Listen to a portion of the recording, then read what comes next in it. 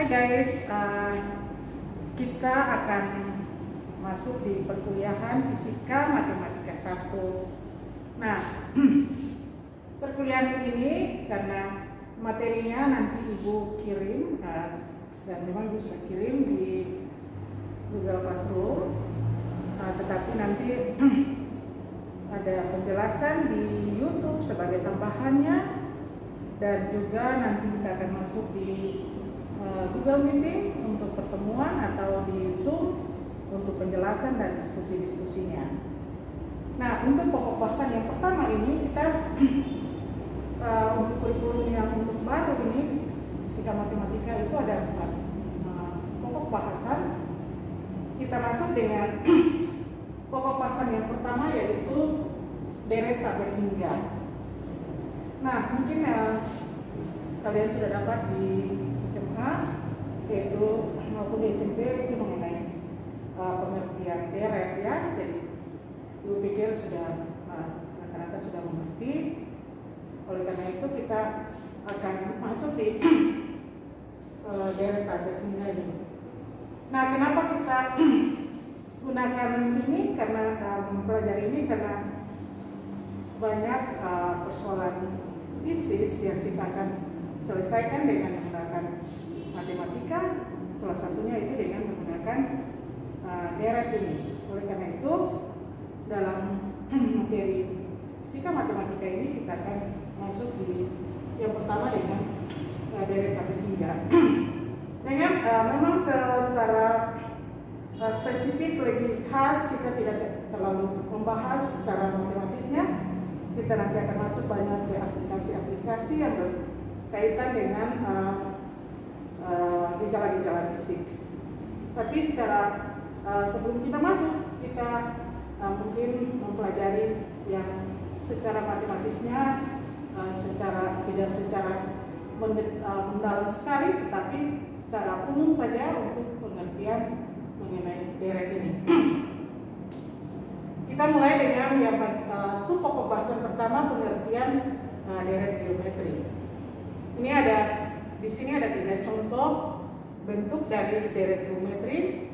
Kalau kita lihat yang bagian A di persamaan 1, 2, 4, 8, 16, 32. Kemudian yang kedua di bagian B 1, 2 per 3, 4 per 9, 8 per 27, 16 per 81, dan seterusnya titik-titik.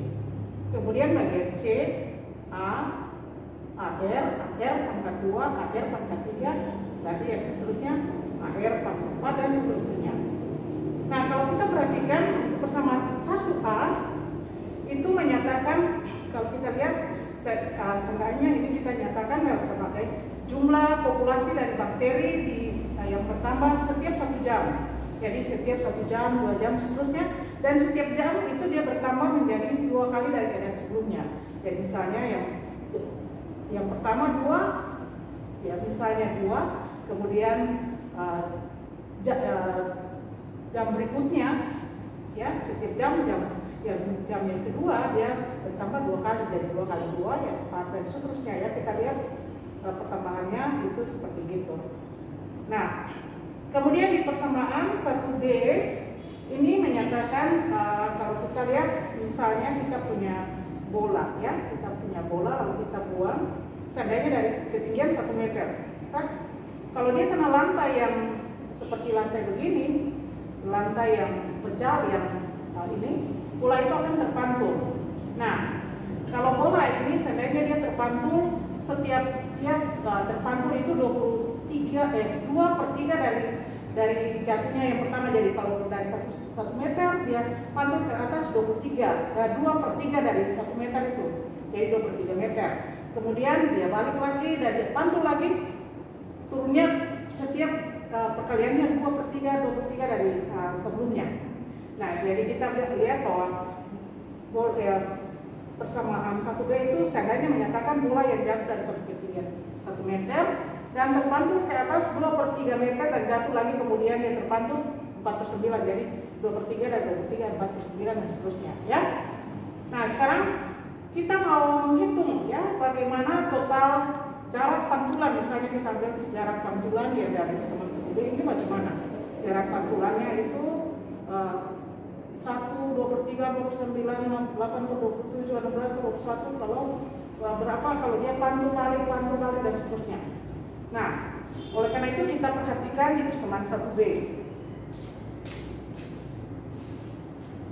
Persamaan 1B ini kita mau lihat jumlah ya, total kalau dia jarak yang ditempuh, kalau bola dia jatuh dari 1 meter lalu dia pantul naik, dari turun lagi dia pantul lagi dan seterusnya. Itu berapa jumlah lintasannya ya, total jarak pantulannya itu. Nah, kita lihat kalau kita lihat persamaan 1B ini, karena total maka kita tulis 1 tambah 2. Kalau dia 2/3 karena dia naik 2/3 lagi dari 1 meter ya 2/3.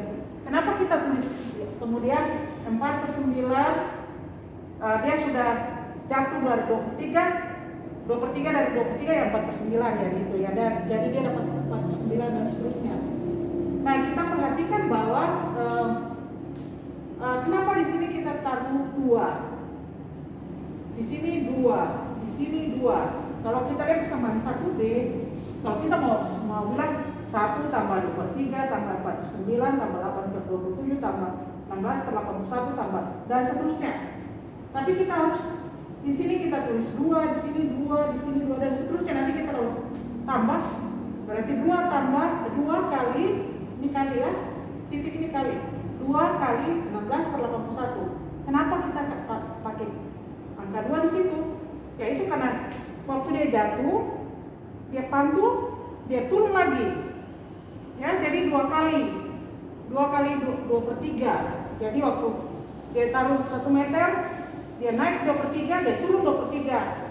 Kemudian pantul 4/9, dia turun lagi 4/9. Jadi dan seterusnya. Oleh karena itu dikali dengan 2. 2 ini artinya dia naik dan dia turun. Dan seterusnya.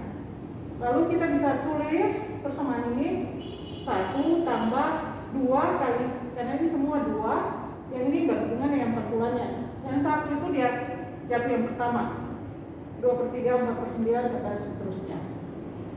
Nah, sekarang kita tulis bagian yang di dalam kurung ini saja, bagian kurung ini saja pada persamaan 2 ini menjadi 2/3 tambah 4/9 tambah 8/27 tambah titik-titik.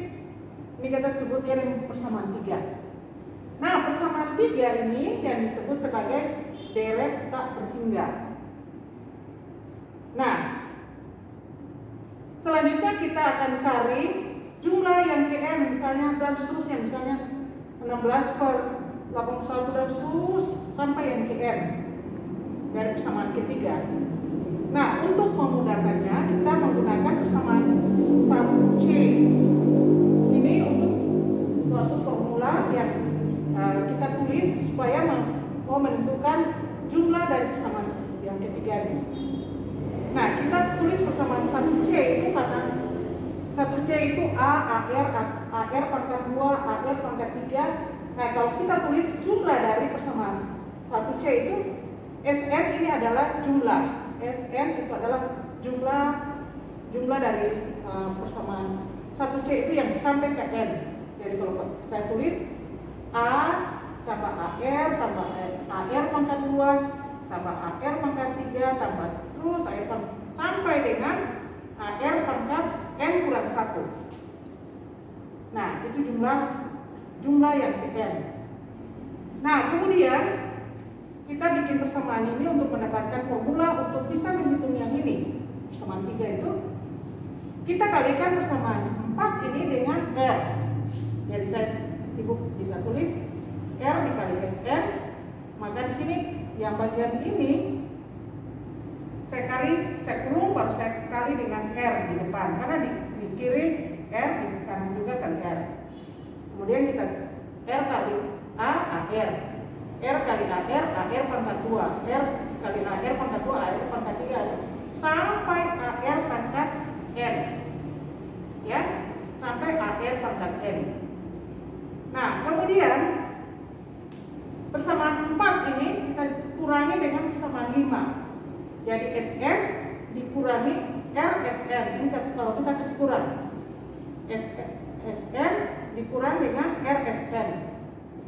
Maka yang bagian ini semua dikurangi dengan yang bagian ini. Kalau kita perhatikan, maka nanti kita dapati tinggal AR pulang AR pangkat 2 dan seterusnya, dan sampai kita tinggal dapat tinggal A dengan AR pangkat N. Ya, karena ini semua dikurangi, habis tinggal A dengan AR pangkat N. Bisa ya? Nanti kalian AR dengan AR dan seterusnya AR pangkat N1 di sini habis, lalu tinggal AR pangkat N. Nah, AR pangkat N ini kita dapati SN kurang R, SN sama dengan A kurang AR pangkat N. Kita kasih kurung SN dikali 1 kurang R. Ini bisa kalian mengerti ya, SN. Nah, kemudian yang ini dia kita kasih keluar A dikali 1 kurang RR.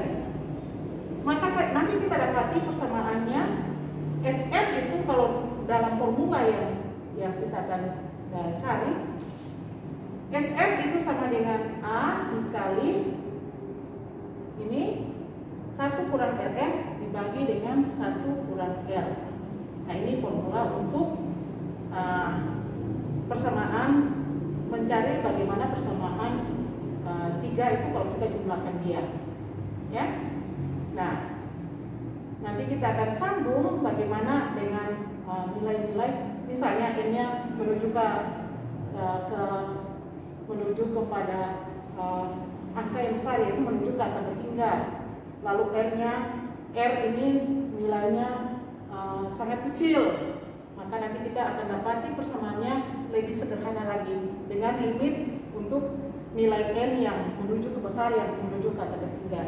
Nah, kita cukup dulu hari ini, nanti Ibu akan jelaskan berikutnya untuk menentukan persamaan 7 yang disederhanakan untuk menghitung persamaan 3. Cukup saja, terima kasih.